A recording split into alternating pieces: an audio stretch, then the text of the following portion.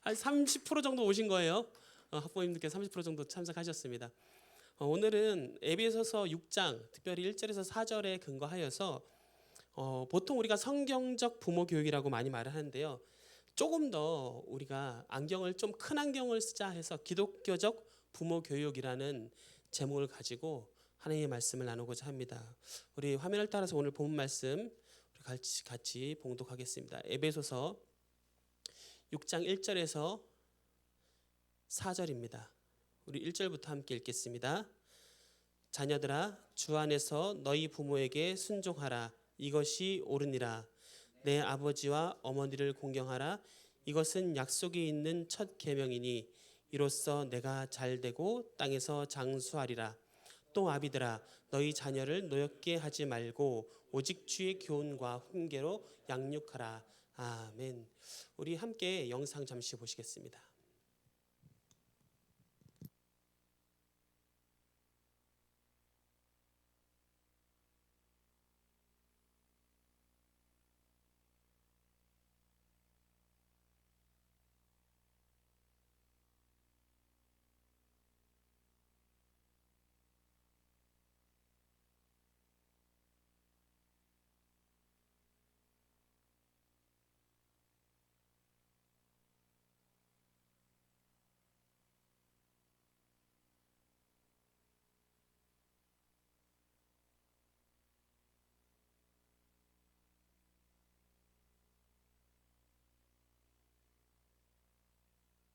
더 큰 이야기는 개인의 이야기를 강화시키기도 하고 약화시키기도 합니다. 지금 교회에서 아이들이 하나님의 이야기를 정기적으로 듣고 있다 하더라도 그 아이를 둘러싼 세상이 다른 이야기를 계속해서 들려준다면 아이 속의 하나님의 이야기는 점점 사라지게 될 겁니다.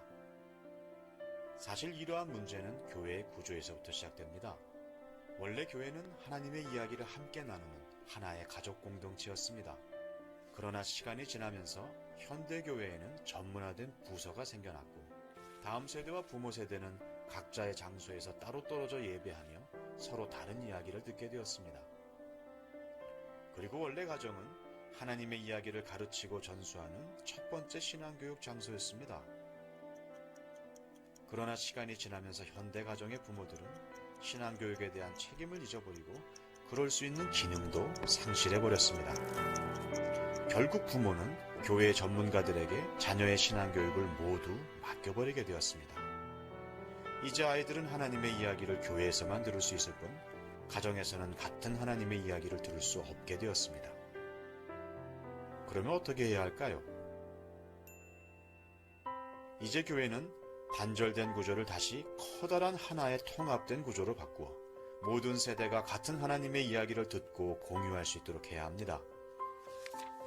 그리고 가정은 교회에 맡기기만 하던 신앙교육의 책임을 자신의 것으로 되찾아 가정에서도 같은 하나님의 이야기가 들려지고 계속하여 다음 세대에게 물려지도록 해야 합니다.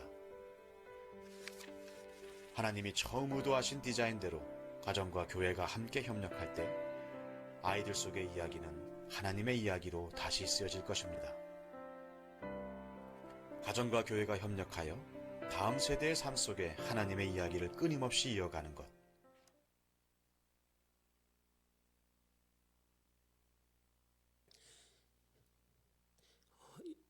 예, 지금부터 PPT를 앞으로 넘겨주시면 제가 넘길게요. 집사님.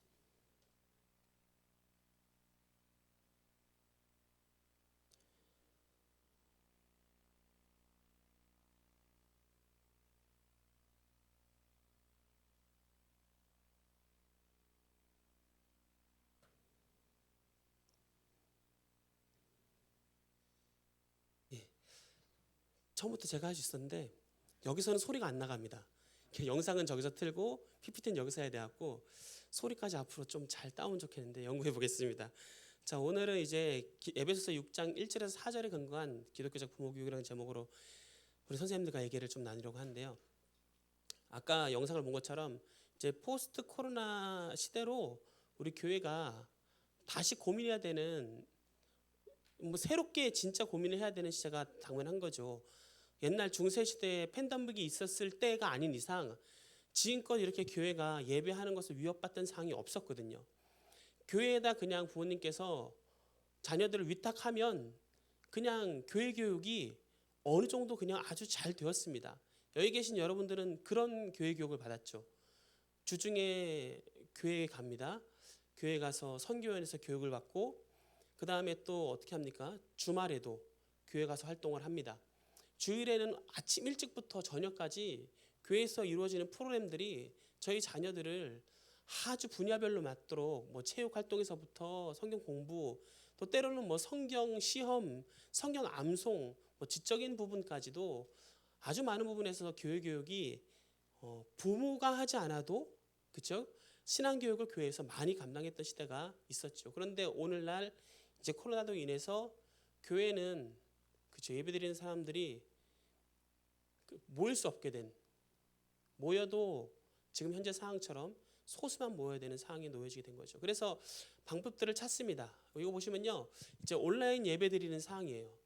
사람들이 줌으로 또 뭐 유튜브로 해서 예배를 드리고 서로 이렇게 인증을 한 그러한 사진들을 한번 모아봤습니다. 그런데 여러분 집에서 예배 드리는 거 어떻습니까? 어렵죠. 부모님이 어려운데 하물며 우리 아이들은 어떨까요? 부모님이 먼저 예배하는 것이 썩 익숙하지 않은 이 온라인 예배에 얼마나 우리 아이들이 교육을 받고 교회에서 만든 온라인 예배 콘텐츠로 잘 교육받을 수 있을까요? 옛날에 교회 중심적으로 살아갈 때가 편했다라는 생각 여러분 너무 많이 하시죠. 아이들 그냥 교회 보내면은 그 저녁까지 그냥 부모님하고 쭉 다른 공간에 있어도 교회만 오면 다 해결됐던 그때. 그러나 지금은 그런 시대가 지났죠. 그래서 고민하는 것입니다. 마스크를 쓰고 기도해야 되고 등을 돌려서 앉아야 되는 이 시대에 어떻게 해야 하는가. 특별히 부모는 자녀를 둔 우리 학부모는 어떻게 해야 하는가. 결론은 사실 이겁니다. 어떻습니까? 예수님께서 가정의 주인이시라는 사실을 다시 한번 자각하고 어떡합니까? 가정에서부터 교회로 만들어 나가는 것입니다. 아버님이 바로 서서 믿음의 교육을 하고 어머님이 사랑으로 아이들을 돌보고 부모님들이 신앙 안에 바로 서서 아이들에게 잘 흔들리지 않는 그리고 또 말씀에 굳게 서서 어떻게 합니까? 삶으로 보일 수 있는 교육으로 아이들을 가르칠 때 이 친구들이 가정에서 기독교 참 교육을 보고 따라갈 수 있다는 것이죠. 오늘은 그래서 이 부모 교육에 대해서 지난주에 그래서 활용편으로 이야기를 하고 이제 마치려고 합니다. 자, 먼저 부모 교육의 필요성에 대해서 이렇게 말합니다. 루터가 말했습니다. 제가 말한 건 아니고요. 가정은 최초의 학교이며 부모는 최초의 교사이다. 부모는 자녀에 대한 교육적 책임을 하나님으로부터 위임받은 청지기로서의 사명을 가지고 있다라는 것이죠. 여러분, 청지기는 누구입니까? 종입니다. 주인이 아닙니다. 자의가 아니라 타의에 의해서 움직여야 하죠. 그런데 이 청지기가 맡겨진 것을 돌보지 않는다면 여러분 그 소임을 다 감당하지 못한 것이 됩니다. 자녀는 그렇다는 것입니다. 그냥 내버려 두는 것이 아니라 청지기적 사명을 가지고 우리가 하나님의 말씀으로 가르치고 훈육해야 되는 맡겨진 선물이라는 것이죠. 그래서 앞에 밑에 보면 이렇습니다. 그 제 얼굴 지워주셔야 됩니다. 예, 기독교인 부모는 먼저 모범적인 신앙, 신뢰성, 정직성, 일에 대한 기쁨, 그리고 행복한 인생관 등에 대한 통찰력을 가져야 한다. 왜 그렇습니까? 부모가 먼저 보여주는 것, 보여줌으로 말미암아 아이들의 교육이 1차 교육이 시작되기 때문이죠. 어떤 사람들은 이렇게 얘기합니다. 아유, 그런 게 어딨어요. 자녀를 그냥 먹이고 입히고 함께 그쵸, 쉘터, 그러니까는 집을 제공하고 같이 살면은 기르면 되지요. 그런데 여러분 보시면은 자녀를 기르는 것과 교육은 다른 이야기입니다. 하나님께서 우리 자녀를 그냥 기르도록 주신 것이 아니라 하나님은 우리 자녀를 우리가 가르치라고 우리에게 맡겨주셨습니다. 어떻게 해요?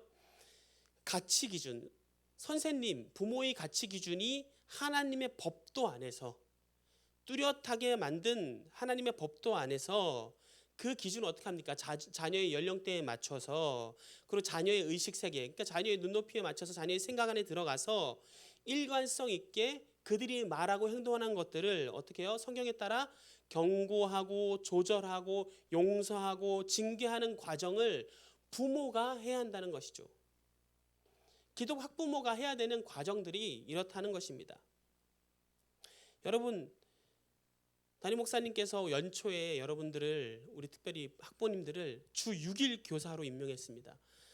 집에 6일 있고 하루 교회 오는 것이 아니라 집에 7일 있으니까 할 수 없어서, 아니 빨리 어떻게든 임명하려고 어려운 상황인 줄 알면서도 사실 임명을 했습니다.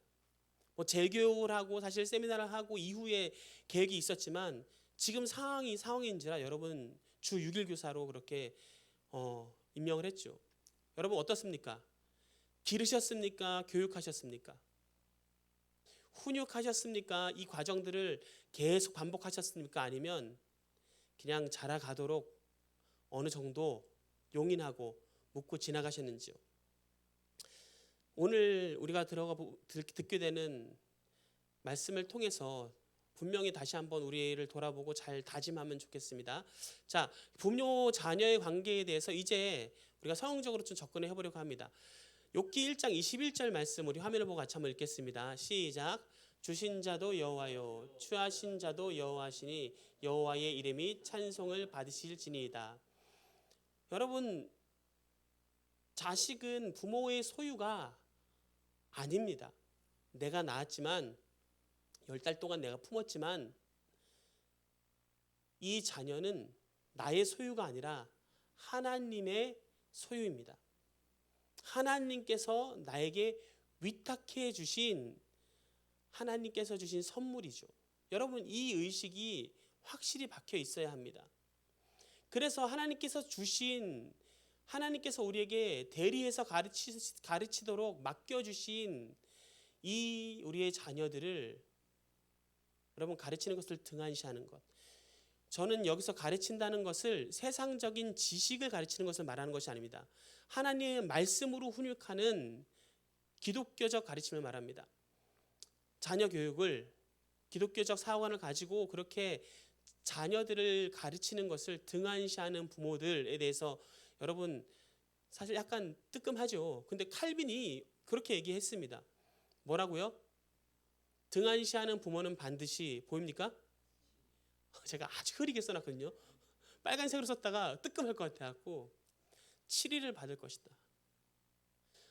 부모가 조금 자녀를 말씀으로 덜 훈육했는데 그 훈육하지 못함을 가지고 칼빈은 7이 받을 수 있다라고 말했다는 것이죠. 여러분 놀라운 사실이지 않습니까? 여러분 자녀들 생각해 보십시오. 말해도 안 듣고 말해도 안 들을 때 어떻게 하십니까? 에휴, 그러느니 집 나가라 소리 많이들 하시죠. 그럼 자녀들을, 똑똑한 자녀들은 집 나가면 더 힘드니 저는 집에서 살겠습니다 하고 절대 안 나가죠. 그러면서 뭐 합니까? 등을 돌려서 각자의 방으로 들어가서 소통을 하지 않게 되는 것이죠. 여러분, 부모님은 화가 나고 맞지 않고 가르치기 어렵다라고 등 돌리고 그렇죠, 외면하는 존재가 아니라는 것입니다. 끝까지 이 자녀가 완전하게 하나님 앞에서 바로 설 수 있도록 붙들고 가르치고 또 훈육해야 되는 그러한 선생, 교사가 바로 부모라는 것이죠. 그래서 부모의 책임과 의무를 성경에서는 이렇게 말씀합니다. 잠언 22장 6절 함께 읽겠습니다. 시작. 마땅히 행할 길을 아이에게 가르치라. 그리하면 늙어도 그것을 떠나지 아니하리라. 마땅히 행할 길, 여러분 무엇으로 알고 가르치십니까? 똑똑해라, 지혜로워져라, 전공을 살려서 취업을 잘해라, 너희 외모는 훌륭하니 외모로 잘 키워서 해라, 너희 장기는 이것이다. 여러분 어떤 행할 길을 알려주시고 계시는지요? 늙어도 떠나지 않는, 여러분 우리가 가르쳐야 하는 것은 바로 하나님의 말씀입니다.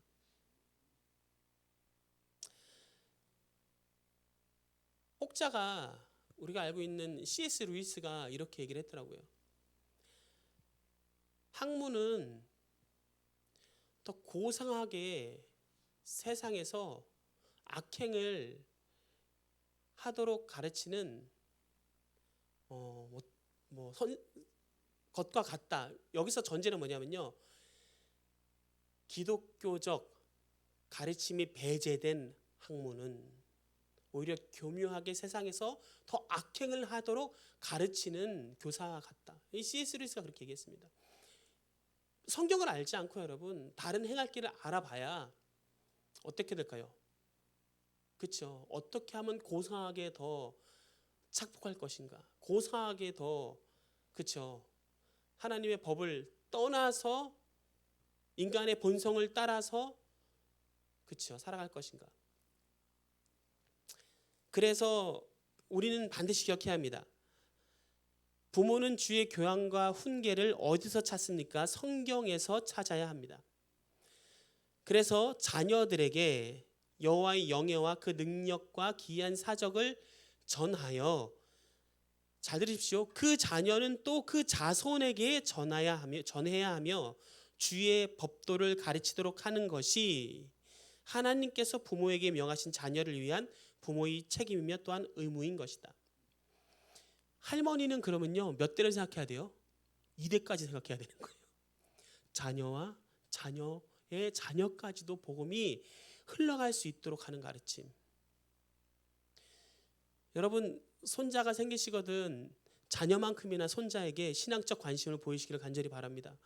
부모가 흘러갈 수 있도록 끊임없이 부모에게 가르쳐야 합니다. 근데 부모가 흘러가지 못한다고 한다면 여러분 그러면 아유 내 자식들이니 그냥 알아서 키워라 하고 멈추면 될까요? 가정은 그렇지 않다는 것입니다. 부모가 바로 가르치지 못할 때에는 부모는 계속해서 아무리 자녀가 장성하였어도 가르쳐야 합니다. 신앙으로 가르쳐야 합니다. 여러분 이거를 놓지 않으시기를 바랍니다. 끝까지 붙으시기를 바랍니다. 포기 없습니다. 자녀가 지금 세상에서 방황하고 있는데 아유 다 큰 자식 알아서 오면 되겠지, 우리 주님 부르시겠지라고 방관하셔는 안 된다는 것입니다. 계속 부르셔서 우리가 함께 예배자로 설 때까지 부모님께서는 의지를 절대 내려놓아서는 안 된다는 것입니다. 어떻게 된다고요? 칼빈에 따르면 치리받는다고요. 여러분 치리가 뭔지 아시죠? 교회 못 옵니다. 예배 공동체 못 옵니다. 여러분 예배 공동체 못 오시고 한 달은 좋지요. 1년 치리 받으시면요 저 상상도 못 하실걸요. 아마 그 영혼이 근질근질거려서 못 참으실 겁니다. 엎드려서 진짜 빨리 속죄하고 오고 싶은 마음이 막 굴뚝같이 생길 겁니다. 계속해서 이제 부모 자녀의 관계는 성경에서 이렇게 말합니다. 부모의 권한에 관한 이야기인데요. 에베소서 6장 1절에서 3절 같이 읽겠습니다. 시작. 자녀들아 주 안에서 너희 부모에게 순종하라. 이것이 옳으니라. 내 아버지와 어머니를 공경하라. 이것은 약속이 있는 첫 계명이니 이로써 내가 잘되고 땅에서 장수하리라.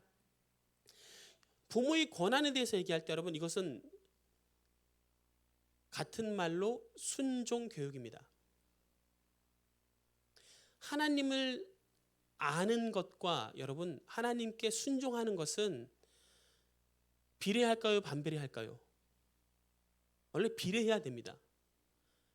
근데 하나님을 더 알아가는데 순종할 수 없다고 한다면 여러분 그것은 프로세스 자체가 잘못된 것입니다.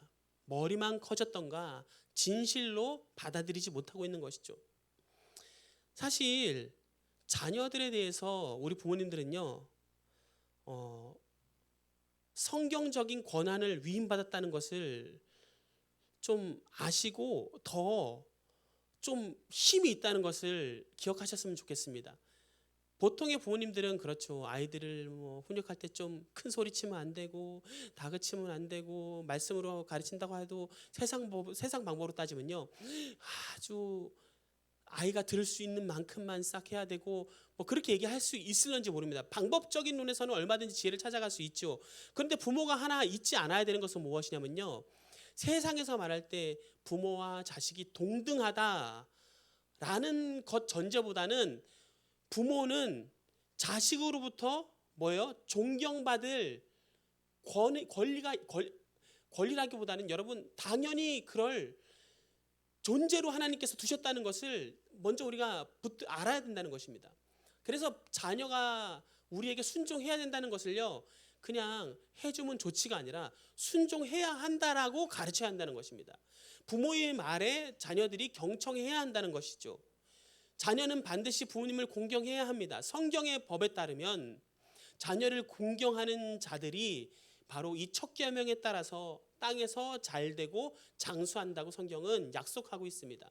여러분의 자녀가 이 땅에서 여러분 잘되고 장수하는 게 여러분이 가장 원하시는 방법 아닙니까? 그러면 그냥 두어서 적당히 내 말을 듣던지 안 듣던지가 아니라 여러분 가르치셔야 합니다. 계속 내 말에 따라 하나님의 법도에 따라 기준을 가지고 가르치는 나의 말을 듣고 따라오도록 여러분 의지를 계속 들이셔야 한다는 것입니다. 여러분이 할 수 없다 하더라도 말씀의 힘을 믿고 하셔야 된다는 것이죠. 옛날에 칼빈도 설교 중에 이렇게 얘기했다고 합니다. 자신을 제어하고 또한 하나님께서 자기들에게 그런 의무를 쥐어주셨다는 것을, 자기들은 그런 의무를 이해한다는 것을 깨닫고 부모들에게 정당한 존경을 바치는 아이들은 거의 찾아보기 어렵습니다. 그 시절에도요, 내가 부모님께 순종해야 되는 존재다라고 인식하고 자기의 부모에게도 순종하는 자들을 찾는 것이 어려웠다는 거예요. 오늘날 어떻습니까? 대학생만 돼도 우리 친구들은요, 이미 부모님을 판단합니다. 그래서 잘했나 못했나, 그렇죠? 뭐 우리 엄마 생각보다 우리 아빠 썩, 이미 군대 갔다 오면요 인생 계획을 다 그리고 이제는, 그렇죠, 점수를 매기는 걸 떠나서 개혁하려고 합니다. 근데 여러분, 우리가 물러서지 않아야 되는 부분들이 있죠. 바로 신앙적 가르침입니다. 부모가 굳게 서서 아무리 시대가 빨리 변화되어도 굳게 서서 가르쳐야 되는 반석과도 같은 이 말씀에 대해서는 여러분 반드시 물러서지 마시고, 여러분 아이들이 들을 때까지 기도하시며 그들의 심정에 맞춰서 계속해서 끊임없이 훈육하시는 여러분 되시기 바랍니다. 자, 성경에서 왜 그렇게 해야 되느냐, 이제 이렇게 말하죠. 잠언 29장 15절 우리 한번 같이 읽겠습니다. 시작.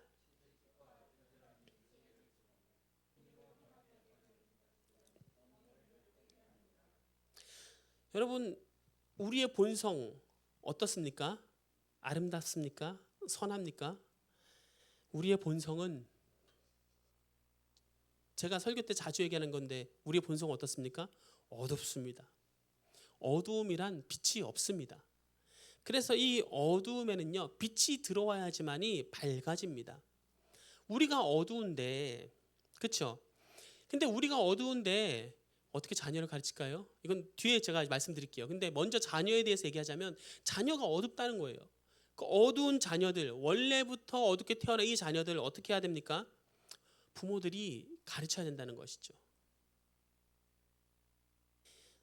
제지와 교육을 시킴으로써 외부에서 조절해주고, 내적으로부터 조절되는 것이 있다고요? 있어요.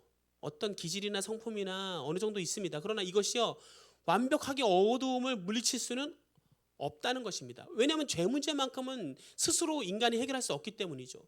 예수 그리스도를 의지하지 않고 자신의 힘으로써 악한 것을 극복하려고 하는 세상에, 여러분 환경에 둘러싸인 우리 친구들이, 여러분 가정에서 잠깐 듣는 부모의 가르침 가지고는 변화되기가 쉽지 않다는 것입니다. 끊임없이 그래서 부모가 신앙적 교육을 가르치고 보여주고 살아가야 한다는 것이죠. 여기 15절을 보면 여러분, 채찍과 꾸지람이 지혜를 주거늘 임의로 행하게와 저는 여러분 버려둔 자식이 거의 같은 표현이라고 봅니다. 버려둔 자식이 앞에 수식어가 뭐라고요? 임의로 행하게.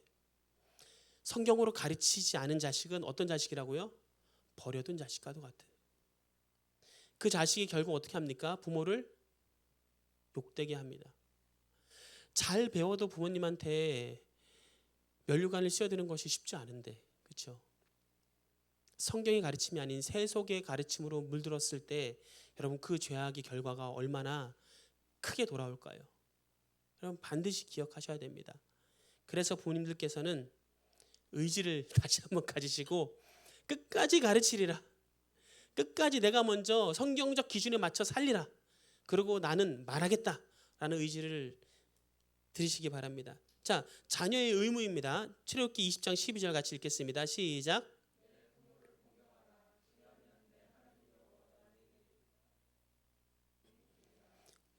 예배소서 말씀하고 동일하게 이 땅에서 복에 대해서 분명히 말씀하고 있습니다. 자녀들이 복받는 비결은 부모님께 순종하고 공경하고 뭡니까? 또 존경하며 살아가는 것입니다. 이렇게 할 때 축복이 보장되죠. 그런데 여러분, 우리 자녀들이 그냥 부모를 순종하고 부모에게 존경을 표하고 공경할까요? 봐야 하겠죠. 부모가 누군가에게 순종하고 존경하고 공경하는 걸 봐야 되겠죠. 부모는 누구에게 그 순종과 존경을 해야 됩니까? 육신의 부모에게 함과 동시에 누구에게요? 하나님에게. 부모가 바로 하나님을 인식하고 바로 하나님 앞에서 나를 깨닫고 하나님 말씀에 바로 존경하여 어떻게 합니까? 내 의지를 꺾고 순종하는 것을 자녀들이 보게 된다면요, 그 자녀는 어떻게 할까요? 동일하게 부모에게 순종하는 것입니다. 그리고 하나님에게도 순종하는 것입니다. 그래서 여러분들께서 먼저 신앙 안에서 경각심을 가지고 잘 서 계셔야 합니다. 여러분의 서 계심이 곧 자녀들의 교육의 여러분 기초입니다. 거기서부터 시작됩니다. 여러분이 먼저 예배하지 못하고 여러분이 먼저 마음속에 은혜가 없으면 자녀에게 나갈 때 은혜는 막 생기지 않습니다. 은혜는 흘러 들어와야 채워져야 나갈 수 있습니다. 여러분, 어디서 채워야 합니까? 주의 말씀으로 채워야죠. 주님과 함께 우리 삶을 동행하며 그분께 우리를 내어드리며 그분이 주시는 것을 맛보아야 우리가 자녀들에게 은혜를 흘러보낼 수 있다는 것입니다. 계속해서 성경에서는 우리가 그러면 자녀가 어떻게까지 자라가야 하는지에 대해서 성장과 성숙에 관한 이야기를 이렇게 말합니다. 누가복음 2장 52절 함께 읽겠습니다. 시작. 예수는 지혜와 키가 자라가며 하나님과 사람에게 더욱 사랑스러워 가시더라. 우리가 찬양할 때 누구 닮기 원합니다라고 말하죠. 예수 닮기를, 예수 닮기를, 예수 닮기를, 예수 닮기 원합니다라고 막 찬양을 하는데요. 여러분의 자녀가 예수 닮기를 원하십니까? 그러면 예수 닮은 증거가 무엇이라고요? 키가 자라가면, 이거는요 진짜 키가 커야 된다는 것이 아닙니다. 저도 조금 키가 썩 크지는 않아서요. 키가 꼭 자라야 되는 육신적인 어떤 키를 말하는 것이 아니라요, 육체가 자라가며 또 뭐합니까? 하나님과 사람에 대하여 어떤 사람이 되어야 된다고요? 사랑스러운 사람이 되어야 됩니다. 사랑받을 만한 사람이 되어야 합니다. 사랑받을 만한 사람은 먼저 뭐합니까? 사랑을 주는 사람입니다. 사람에게 사랑받지 못하는 존재로 여러분 이 땅에서 우뚝 서는 것은 성경에서 말하는 바른 성장과 성숙의 모습하고는 거리가 있습니다. 누가 보아도 사랑스러운 예수님의 모습이 우리들 자녀의 모습이 되기를 주님의 이름으로 축원합니다. 우리 자녀 저기 멀리 떨어져 놓고 와도 그곳에서 그 사람들에게 충분히 사랑받을 만큼 그 자녀 안에 그리스도의 사랑이 충만해서 어디 두어도 염려되지 않는 자녀, 여러분 그런 자녀가 내 자녀면 좋지 않겠습니까? 걱정 근심 없이 어디 가도 사람에게 사랑받는 자녀가 되면 좋지 않겠습니까? 여러분 그러기 위해서는 우리가 무엇해야 됩니까? 부모가 먼저 주님의 뜻이 무엇인지 이해하고 굳게 붙들고 자녀가 성장하고 성숙할 수 있도록 때에 맞추어 가르침을 줄 수 있어야 하죠. 여기서 뭐 교육학에 근거해서 뭐 여러 가지를 얘기하진 않겠습니다. 그러나 정말로 나이에 따라서 그리고 성별에 따라서 그리고 사건에 따라서 상황에 따라서 가르쳐야 할 때 주의 말씀 안에서 기본을 잡고 또한 다양하게 아이들을 고려하여서 가르쳐가는 부모 편의 그런 지혜가 지식이 필요하다는 것이죠. 자, 이처럼 여러분 우리가 살펴본 성경에서는요 부모 교육에 대해서 이렇게 자세하게 얘기하고 있습니다. 절대로 부모 교육은 하면 풀어쓰고 하지 않아도 그만인 것으로 말하는 것이 아니라 반드시 해야 하는 것으로 자녀에게서 자녀에게로 이어져야 되는 가르침으로 얘기한다는 것이죠. 같이 한번 읽겠습니다. 시작. 하나님께서 선물로 주신 자녀는 부모를 청기지를 가지고 하나님의 방법과 하나님의 뜻대로 그들을 양육해야 한다. 그리고 부모는 그의 의무, 책임, 권한을 행하여 자녀의 성장을 돕도록 교육 훈련할 것이며 자녀 또한 하나님께서 명하신 명령을 준수하고 그의 의무와 책임을 다해야 된다. 이것이 가정이 교회되는, 그렇죠? 교회 학교가 되는 모습입니다. 현상입니다. 자, 그러면은 우리 시간이 흘러서 자녀 교육에 대한 이제 지침에 대해서 몇 가지만 좀 이야기하고 우리 기독 학부모 교실을 소개하고 마치도록 하겠습니다. 우리 빨간 글씨 한번 같이 읽겠습니다. 시작.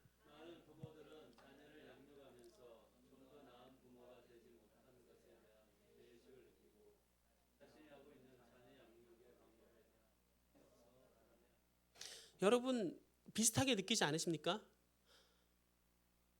내가 더 잘해야 됐는데, 그때 그렇게 하면 좋았을 걸 하시죠.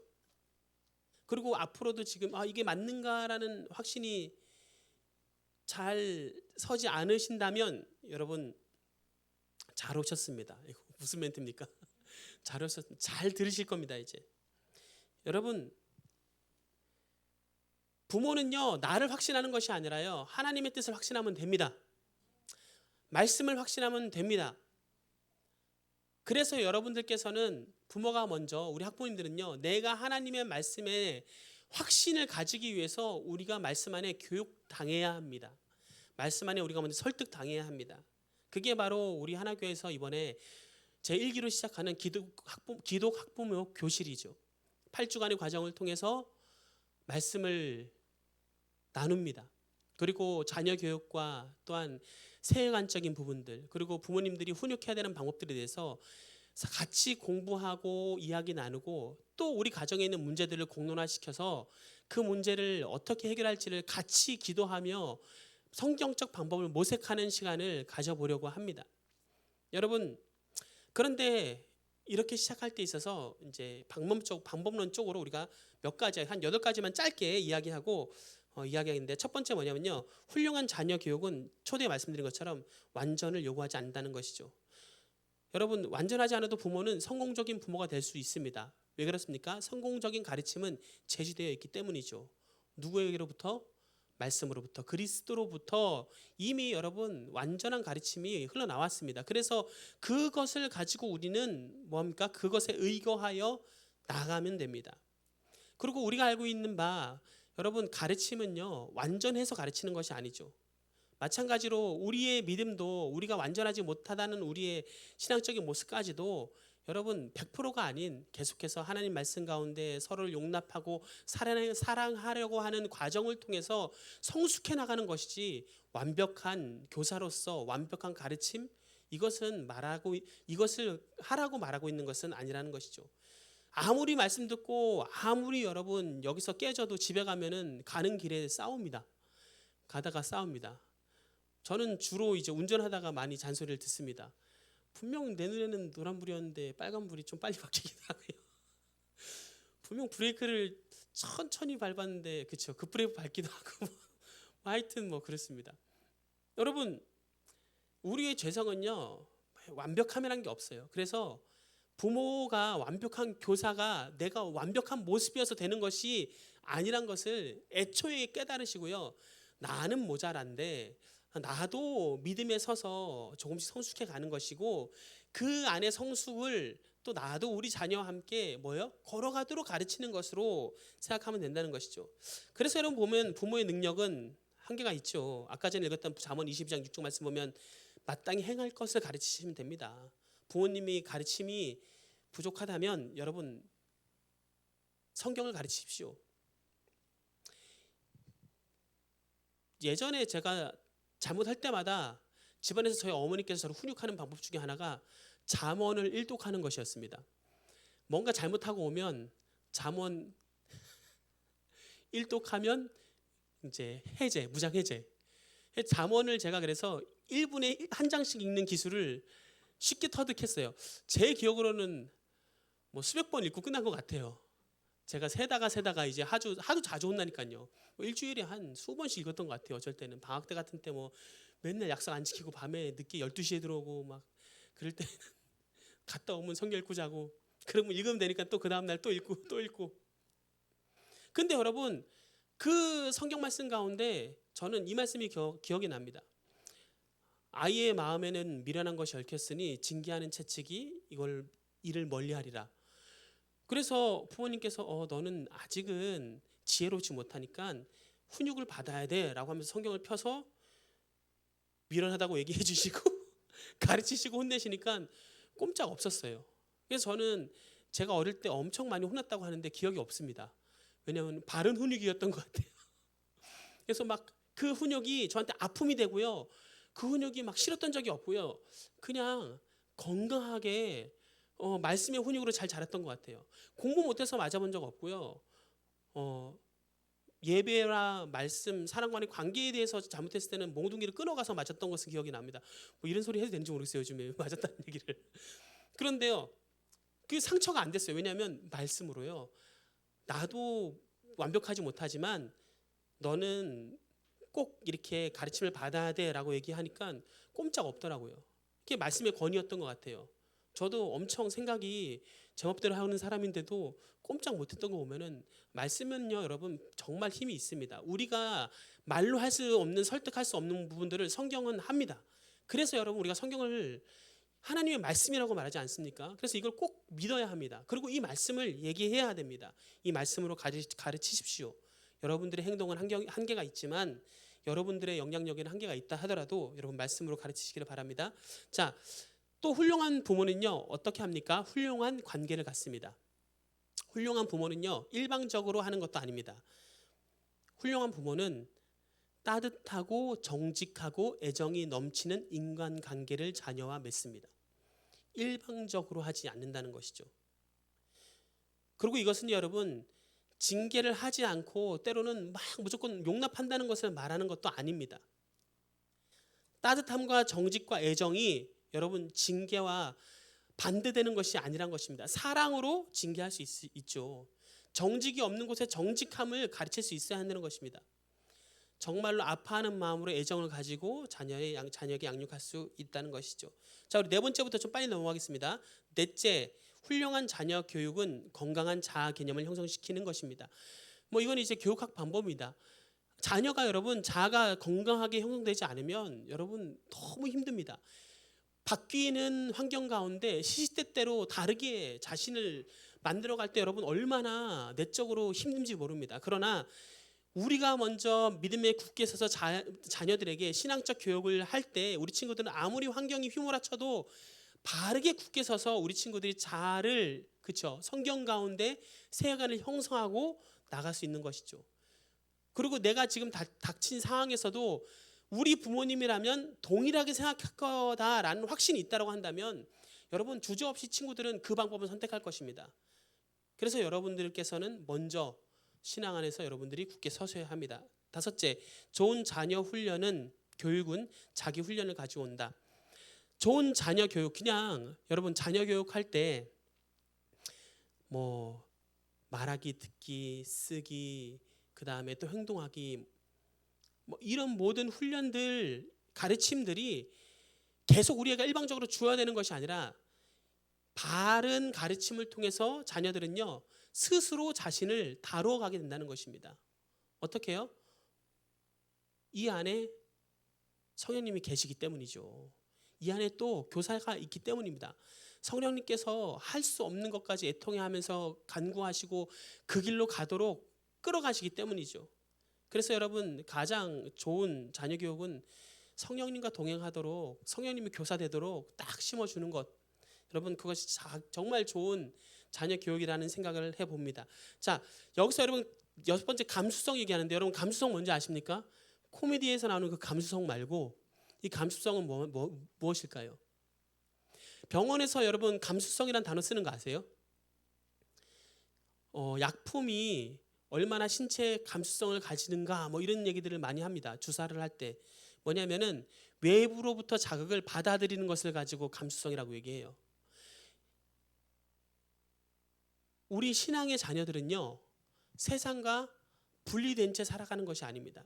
세상에서 살아가고 세상에서 또한 빛의 역할을 감당해야 되는데요. 이 친구들이요, 감수성이 없어서 받아들이지 못하고 또 좀 더 고차원적으로 공감하지 못해서 빛을 나만 품고 있고 빛을 낼 수 없다라고 한다면 여러분, 좋은 자녀 교육이 아니라는 것이죠. 우리 자녀가 착해요, 좋아요, 교회도 잘해요, 말씀도 잘해요. 근데 세상에 가서는 빛을 전혀 말할 수가 없어요. 뭔가 결핍이 있는 겁니다. 그 가르침에는. 세상에서도 분명히 여러분, 빛으로서 아주 명확하게 자신의 빛됨을 보여줄 수 있는 여러분, 그 부분들을 여러분들 부모님께서 자녀들 잘 아시잖아요. 꺼내서 가르치셔야 합니다. 우리 자녀가 어느 부분이 미진한지, 우리 자녀가 어느 부분에서 탁월한지, 이 부분을 어떻게 잘 이끌어가면 좋을지를 부모가 정말 봐야 한다는 것입니다. 아유, 다 자랐고 시간이 됐으니까, 그리고 뭐 잘하다 보면 다 알아서 하는 거지 라고 두시지 말라는 것이죠. 그래서 외부로부터 들어오는 것들을 잘 받아들이고 수용하여서 기독교적 관점으로 어떻게 해요? 반응할 수 있는 사람으로 만드는 것이 바로 좋은 자녀 교육이죠. 7번째, 자녀 교육은 힘이, 아까 전에 말씀드린 겁니다. 자녀 교육에 여러분 권한이 있어요. 여러분들은 위임받은 권한이 있습니다. 여러분들은 천명되어진 권한이 있어요. 다른 사람이 준 게 아니라 하늘에서 하나님께서 주신 권한이 있기 때문에 마음껏 여러분의 자녀에 대한 가르침의 권리를 주장하시고, 끈질기게 아이들에게 여러분들 성경 말씀, 하나님의 말씀과 여러분의 사랑의 언어와 행동과 또 여러분의 마음으로 다가서셔서 훈육하시기를 바랍니다. 자, 마지막입니다. 자녀 교육을 통해 행동의 변화를 유도한다. 이 과정을 가지고 우리는 성경적으로 표현하면 성화라고 합니다. 성화. 자녀 교육에 성화가 들어간다니요? 아니, 맞죠. 자녀들이 누구로부터 성경을 배워서 변화하겠습니까? 누구로부터 신앙하는 것을 보겠습니까? 누구로부터 신학하는 것을 보겠습니까? 부모로부터 보겠죠. 바른 부모 교육은 아이들에게 바른 행동의 변화를 가져오고, 그것은 곧 주님 안에서 성화되어지는 것이라고 우리는 생각해 볼 수 있습니다. 자, 8가지 일단은 지침을 한번 만들어 봤습니다. 여러분, 지금까지 나눴던 부분들은 빙산의 일각에 불과합니다. 우리 학부모님께서는 더 함께 고민할 요소들을 가지고 우리의 부족함, 또 우리가 할 수 있는 것들을 찾아서 함께 8주간 그렇게 달려가 볼 것입니다. 다음 주에는 우리가 4주년 기념 예배 설립 감사로 집회가 있어서 5시에 모여서 조금 일찍 마치긴 합니다. 그래도 다음 주에 저희들이 시작을 하기로 했고요. 8주간 매주 오후 5시에 하나교회당에서 실시하게 됩니다. 오늘 신청서를 주고 가신 분들이 이제 한 3분의 2는 됩니다. 나머지 부분들 계속해서 온라인으로 받겠습니다. 사진 찍어서 보내주시고 제가 카톡으로 보내드릴 테니까 사인해서 보내주시기 바랍니다. 8주간의 여정 잠깐 소개하면요, 이렇게 됩니다. 기독 학부모는 누구인가? 기독 학부모의 교육 보기, 기독 학부모의 자녀 이해, 여호와 경외 교육, 성품 교육, 학업과 은사 이해, 기독 학부모와 학교, 기독 학부모 운동과 하나님 나라. 그래서 8번의 과정으로 함께 하고, 이후에는 한 달에 한 번씩 기독 학부모 기도회 모임으로 성도님들이 모여서 함께 시간들을 가지고자 합니다. 사실 여러분, 저는 학부모가 아닙니다. 아직 사실 저희 아내는 학생이고요. 학부형입니다. 학부모가 아니라 학부형인데요. 비슷합니까? 어쨌든 그런데도 불구하고 여러분과 함께 이거 할 수 있는 이유는요, 교회 교육에서 저는 44년 동안 한 번도 빠져본 적이 없고 다른 데 가본 적이 없습니다. 주일학교부터 시작해서 유치부부터 시작해서 선교원부터 시작해서 대학부, 이후에 제가 이제 전도사부터 지금까지 우리 아이들과 함께 계속해서 달려왔습니다. 여기 계신 누구보다, 우리 담임 목사님 제외하고 누구보다 더 많은 아이들을 만났고요. 더 많은 아이들과 함께 호흡해봤고 그 친구들의 마음이 어떻고 상황이 어떻고 부모님들의 안타까움이 무엇인지 많이 보았습니다. 이제 부족하지만 담임 목사님과 함께 기도하며 우리가 이 일을 시작하는데요. 우리 성도님들께서는 함께 중보해 주시기를 간절히 바랍니다. 우리 많은 학부모님들께서 모두 오셔서 함께 고민하고 세상에서 할 수 없는 이제 교회 기독만으로도 다 맡겨놓을 수 없게 된 이 상황, 정말로 바른 기독교 학부모로서 거듭나게 되는 그러한 자리가 꼭 우리 하나교회 안에 펼쳐지도록 기도해 주시고 중보해 주시기 바랍니다. 우리 함께 잠시 기도하고 우리 마치겠습니다.